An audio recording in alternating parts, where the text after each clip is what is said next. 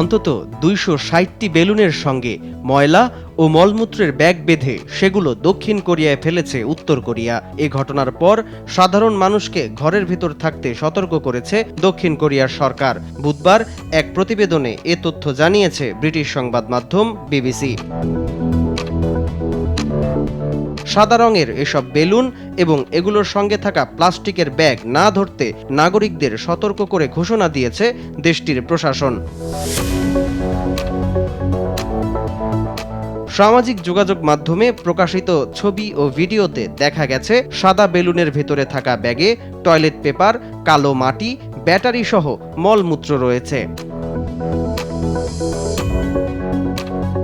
১৯৫০ সালের কোরিয়ার যুদ্ধ থেকে বেলুন ব্যবহার করে প্রোপাগান্ডা কার্যক্রম চালিয়েছে উত্তর ও দক্ষিণ কোরিয়া উভয় দেশই।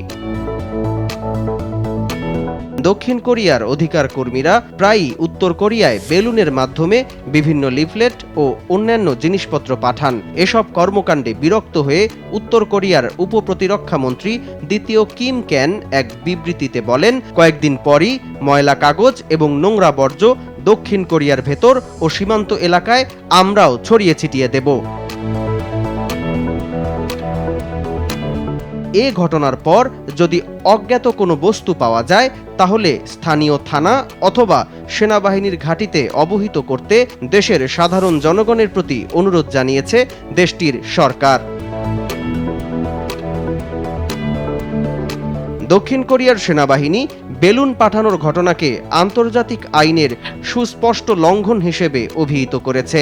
ময়লা ফেলার কারণে সাধারণ মানুষের স্বাস্থ্য নিয়ে ঝুঁকি তৈরি হয়েছে বলে জানায় দেশটির সেনা কর্তৃপক্ষ। সামদানি প্রত্যয়, RTV।